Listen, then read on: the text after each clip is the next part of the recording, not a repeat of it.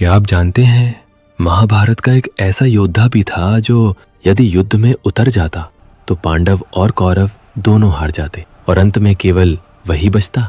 एक ऐसा वीर जिसके पास थे सिर्फ 3 बाण, लेकिन पूरी सेना का अंत करने की शक्ति, और जिसकी महानता इतनी थी कि स्वयं भगवान कृष्ण को उससे उसका शीश दान में मांगना पड़ा। यह है कथा 3 बाणधारी वीर बर्बरीक की। महाभारत के युद्ध में अनेक महान योद्धाओं का नाम लिया जाता है, अर्जुन, भीम, कर्ण, भीष्म।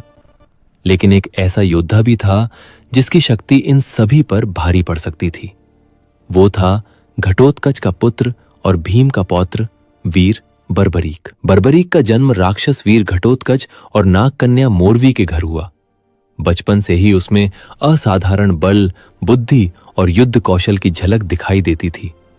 उसकी मां ने उसे वीरता के साथ साथ करुणा और धर्म का पाठ पढ़ाया। यही कारण था कि बर्बरीक केवल शक्तिशाली ही नहीं बल्कि संवेदनशील योद्धा भी बना। युद्ध कौशल में निपुण होने के लिए बर्बरीक ने भगवान शिव की कठोर तपस्या की। उसकी भक्ति से प्रसन्न होकर शिव ने उसे 3 अमोघ बाण प्रदान किए। इन 3 बाणों की शक्ति अद्भुत थी। पहला बाण लक्ष्य को चिन्हित करता, दूसरा बाण जिसे बचाना हो उसे सुरक्षित करता, तीसरा बाण चिन्हित सभी लक्ष्यों का नाश कर वापस लौट आता। इसी कारण बर्बरीक को 3 बाणधारी कहा गया। अग्निदेव ने उसे दिव्य धनुष प्रदान किया, जिससे उसकी शक्ति और भी प्रबल हो गई। जब महाभारत युद्ध की घोषणा हुई, बर्बरीक ने अपनी मां से युद्ध में जाने की अनुमति मांगी। मोरवी जानती थीं कि उनका पुत्र अत्यंत शक्तिशाली है, इसलिए उन्होंने एक शर्त रखी, तुम हमेशा युद्ध में हारने वाले पक्ष का साथ दोगे। बर्बरीक ने बिना संकोच ये वचन स्वीकार कर लिया। उसे नहीं पता था कि यही वचन आगे चलकर इतिहास बदलने वाला है। 3 बाण, दिव्य धनुष और नीले घोड़े के साथ बर्बरीक कुरुक्षेत्र की ओर चल पड़ा। मार्ग में उसकी भेंट एक ब्राह्मण से हुई जो वास्तव में भगवान कृष्ण थे। कृष्ण ने बर्बरीक की शक्ति के बारे में पूछा। बर्बरीक ने विनम्रता से सब बताया। कृष्ण ने उसकी परीक्षा लेने का निश्चय किया। कृष्ण ने एक पीपल वृक्ष की ओर इशारा करते हुए कहा, यदि तुम्हारे बाण इतने ही शक्तिशाली हैं तो सभी पत्तों को एक बाण से भेद कर दिखाओ। बर्बरीक ने बाण चलाया। बाण ने सभी पत्तों को चिन्हित कर लिया, लेकिन कृष्ण ने एक पत्ता अपने पैर के नीचे छिपा लिया।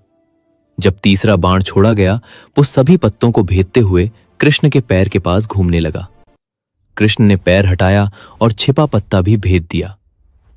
कृष्ण समझ गए, ये योद्धा सच में अजेय है। कृष्ण ने पूछा, तुम किसका साथ दोगे? बर्बरीक ने मां को दिया वचन, बताया वो हमेशा हारने वाले पक्ष का साथ देगा।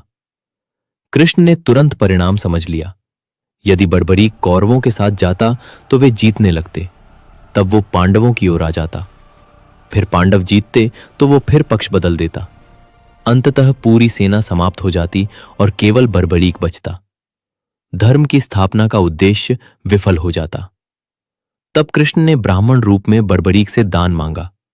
बर्बरीक ने कहा, जो चाहे मांग लीजिए। कृष्ण बोले, मुझे तुम्हारा शीश चाहिए। क्षण भर के लिए वातावरण शांत हो गया।